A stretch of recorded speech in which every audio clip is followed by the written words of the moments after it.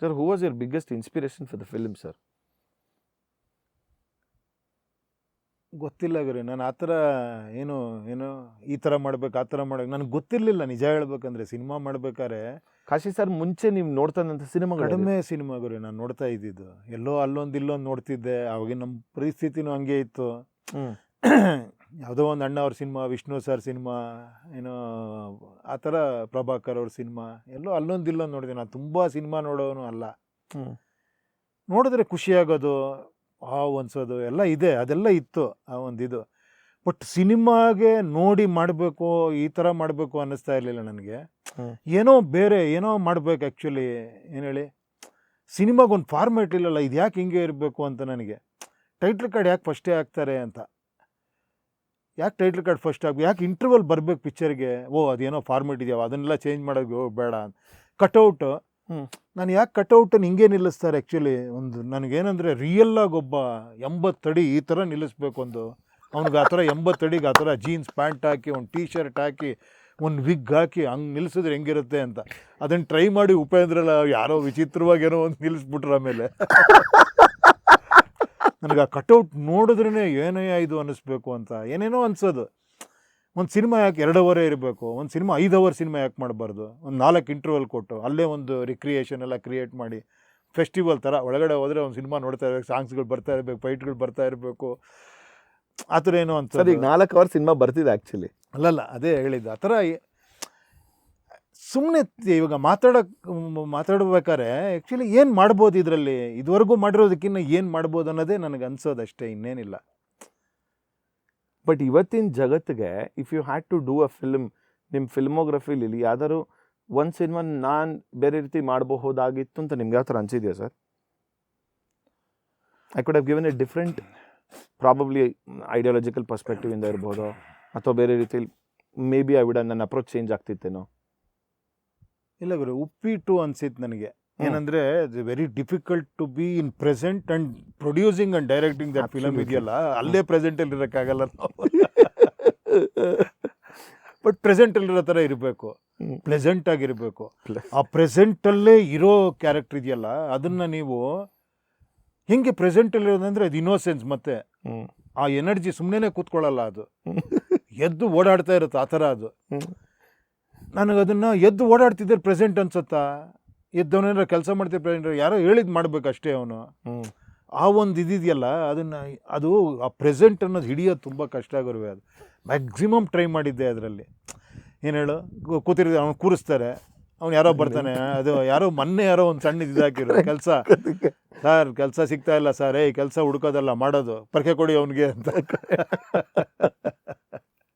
Actually sir, ನೀವು ನನ್ನ ಪ್ರಕಾರ ಒಂದು ಉಪ್ಪಿಟ್ಟು ಮತ್ತು UI ಒಂದು ವರ್ಗಕ್ಕೆ ಬರುತ್ತೆ ಅನ್ಸುತ್ತೆ, ಒಂದು ಜಗತ್ತಿಗೆ ಅನ್ನೋ ಥರ ನನಗನ್ನಿಸ್ತು. ನನಗೆ ಹೌದೌದು, ಟು ಬಿ ಆನೆಸ್ಟ್, ಈಗ ಉಪೇಂದ್ರ ಆದಮೇಲೆ ಅದೇ ನಾನು ಕಮರ್ಷಿಯಲ್ ಎಲಿಮೆಂಟ್ಸ್ ಅಂತ ಹೇಳ್ತಿಲ್ಲ ಸರ್. ಆ್ಯಕ್ಚುಲಿ ಉಪ್ಪಿಟ್ಟುಲು ಕೂಡ ಒಂದು ಸಾಂಗ್ಸ್ ಇದೆ, ಅಥವಾ ಆ ಥರದ ರೀತಿಯಲ್ಲಿ ಕಮರ್ಷಿಯಲ್ ಪ್ರೆಸೆಂಟೇಷನ್ ಅಂತ. UI ಬಂದಾಗ ಕಂಪ್ಲೀಟ್ಲಿ ದೇರ್ ಸಾಂಗ್ ಇರ್ಬೋದು, ಕಮರ್ಷಿಯಲ್ ಪ್ರೆಸೆಂಟೇಷನ್ ಪ್ರಾಯಶಃ ಜನಕ್ಕೆ ನೋಡಿದಾಗ ಓಕೆ ಏನೋ ಒಂದು ಎಕ್ಸ್ಪೆಕ್ಟೇಷನ್ಸ್ ಇಟ್ಕೊಂಡು ಬಂದಿದ್ದು ಅಂತಿರಲಿಲ್ಲ ಅಂತ ಅನ್ಬೋದು. Super again you went completely ಕಾಂಟ್ರಾಸ್ಟಿಗೆ ಬಂದ್ರಿ. ಮಧ್ಯದಲ್ಲಿದ್ರು ಈ ಉಪ್ಪಿಟ್ಟು ಮತ್ತು UI ಮಧ್ಯದಲ್ಲಿ ಬಂದಾಗ super was completely it was. And ಎಷ್ಟು ಜನ ಈಗಲೂ ಅದನ್ನು ಅಳವಡಿಸ್ಕೊಳ್ತಾರೆ. 4 ಜನ ನೋಡಿದ್ರೆ ನೋಡಿ ಒಡಿ ಚಪ್ಪಾಳೆ ಮಾತಾಡು ಅಂತ ಅಂದ್ಬಿಟ್ಟು ಅವ್ರು ಹೇಳ್ತಿರ್ತಾರೆ. That is the most favourite scene. ಈಗ ಎಲ್ಲ ಮಾತಾಡ್ತಿರ್ಬೇಕು, it is so close to reality ನನಗೆ ಅಂತ ಹೇಳ್ತೀನಿ. ನೋಡಿ ಇವ್ರು ಏನೋ ಮಾಡ್ತಿದ್ದಾರೆ, ಅವ್ರು ನಿಂತ್ಕೊಂಡು ಚಪ್ಪಾಳೆ ಹೊಡಿ ಅಂತ.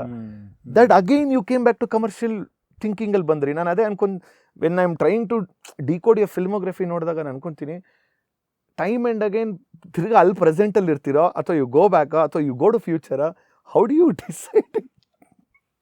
ಅದು ಏನೋ ಗುರು, ಅದು ಕೂಡ ಅಷ್ಟೇ. ಅದು ನಮ್ಮ ಮನೆ ಕೆಳಗಡೆ ಬರೆದಿದ್ದ ಆ ಸೀನ್ನ. ಅವ್ನು ನನ್ನ ಜೊತೆ ಜಗದೀಶ್ ಇದ್ದರು, ಆಮೇಲೆ ನಮ್ಮ ಮಂಜು ಮಾಂಡವ್ಯ ಮಧು ಅಂತವ್ರಿದ್ರು.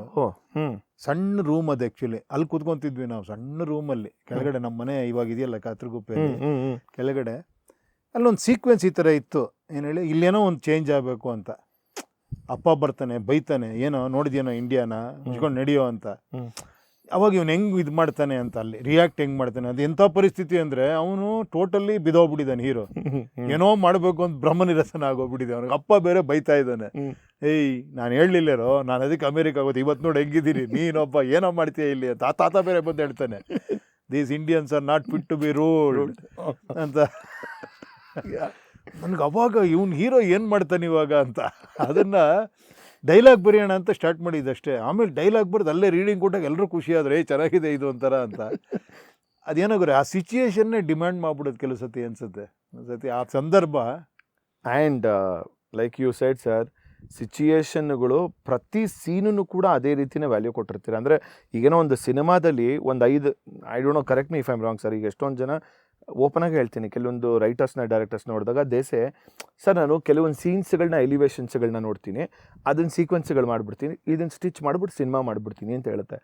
Sir that May work 1 time ಆಗ್ಬೋದು, 2 ಟೈಮ್ ಆಗ್ಬೋದು ಅನಿಸುತ್ತೆ.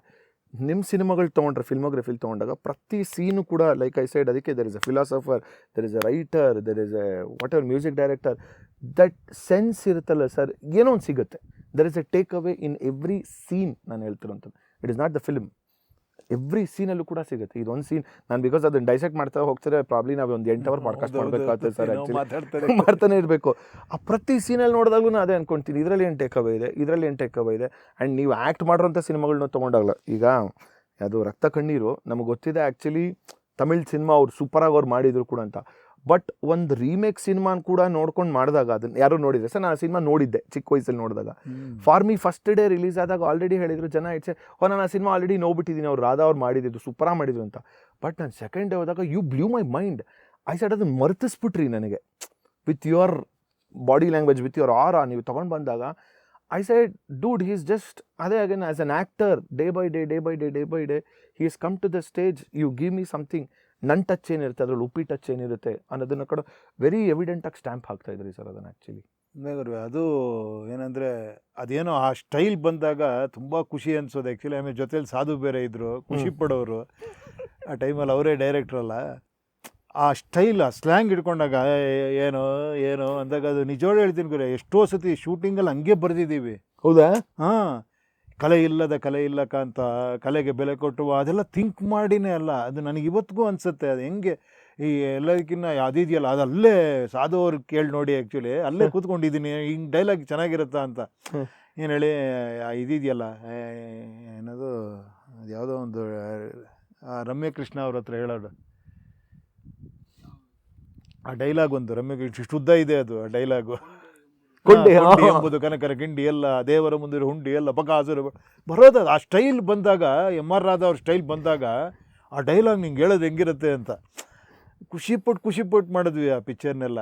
ಒಂಥರ ಅಟ್ಮಾಸ್ಫಿಯರು ಅದೇ ಗುರುವೆ, ಅದೆಲ್ಲ ಮಾಡಿಸೋದು ಅಂತಾರಲ್ಲ ಆ್ಯಕ್ಚುಲಿ ಸರ್. ಇದೆಲ್ಲ ಇಟ್ ಹ್ಯಾಪನ್ಸ್ ಅಷ್ಟೇ. ಇದೆಲ್ಲ ಪೂರ್ವಜನ್ಮ ಸುಕೃತ ಅನ್ಸುತ್ತಾ ಅಂದರೆ ಗುರುವೆ? ಇವೆಲ್ಲ ನಿಮ್ಮ ಪೂರ್ವ ಜನ್ಮದ ಸುಕೃತದಲ್ಲಿ ಎಳೆಯಾಗಿ ನಿಮಗೆ ಬಂದಿರೋದಕ್ಕೆ, you are talking about energy ಬಗ್ಗೆ ಮಾತಾಡ್ತಿದ್ರಲ್ಲ, ಅದು ಸುಕೃತದಿಂದ ಬಂದಿರೋದಕ್ಕೆ ಇದು ಇಷ್ಟು ಮಾಡಿಸಿರೋದು ಅನ್ಸುತ್ತಾ ಸರ್ ನಿಮಗೆ? ಏನೋ ಗುರು, ಅದನ್ನು ನೀವು ಹಿಡಿಯೋಕ್ಕಾಗಲ್ಲ ಗುರುವೆ. ಅದಕ್ಕೆ ಹೇಳೋದು ನಾನು, ನೀವು ಮಾಡಿದ್ರಿ ಅಂದಾಗ ನನಗೊಂಥರ ಅನ್ಸುತ್ತೆ ಆ್ಯಕ್ಚುಲಿ. ಇದನ್ನು ನಾನು ಹೆಂಗೆ ಬರೆಯೋಕ್ಕೆ, ಅದಾಗಿದೆ ಆ ಟೈಮು, ಆ ಸ್ಕ್ರಿಪ್ಟು, ಆ ಒಂದು ಸ್ಟೈಲು